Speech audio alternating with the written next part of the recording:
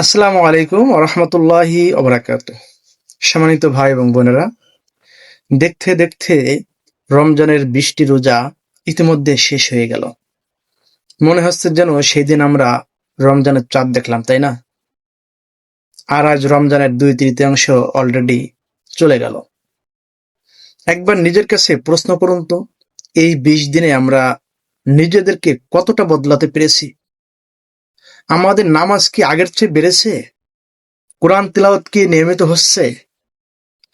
আমাদের আমল কি সত্যি আগের চেয়ে ভালো হয়েছে? প্রিয় ভাই এবং বোনেরা, রমজানের প্রথম 20 দিন তো চলে গেল, কিন্তু সামনে রয়েছে সবচেয়ে গুরুত্বপূর্ণ সময়, রমজানের শেষ 10 দিন। এই শেষ 10 দিনের মধ্যেই রয়েছে সেই মহামূল্যবান রাত লাইলাতুল কদর, যে রাত হাজার মাসের চেয়ে উত্তম। আজকের রাতও সেই রাতগুলোর একটি হতে পারে, তার কারণ আজ 21তম তারাবির রাত, যা একটি বেজোর রাত। আর লাইলাতুল কদর তো বেজোর রাতগুলোতেই হওয়ার সম্ভাবনা বেশি।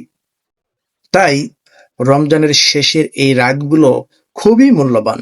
হয়তো এই রাতগুলোর মধ্যেই আছে সেই মহিমান্বিত রাত লাইলাতুল কদর।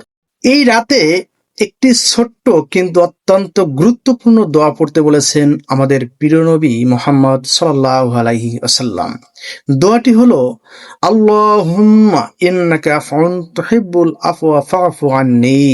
অর্থাৎ, হে আল্লাহ, আপনি ক্ষমাশীল, আপনি ক্ষমা করতে ভালোবাসেন, তাই আমাকে ক্ষমা করে দিন। প্রিয় ভাই এবং বোনেরা, আজকের রাত সহ রমজানের শেষের এই রাতগুলোতে বেশি বেশি করে নামাজ পড়বেন, কোরআন তেলাওয়াত করবেন এবং এই দোয়াটি বারবার পড়বেন। হয়তো আজকের রাতই হতে পারে লাইলাতুল কদরের রাত। এই রমজানটাই হতে পারে আমাদের জীবনের সবচেয়ে গুরুত্বপূর্ণ রমজান।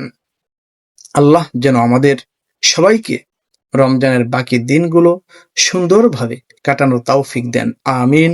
ভিডিওটি শেয়ার করুন যাতে অন্যরাও এই গুরুত্বপূর্ণ দোয়াটি জানতে পারে এবং আমল করতে পারে।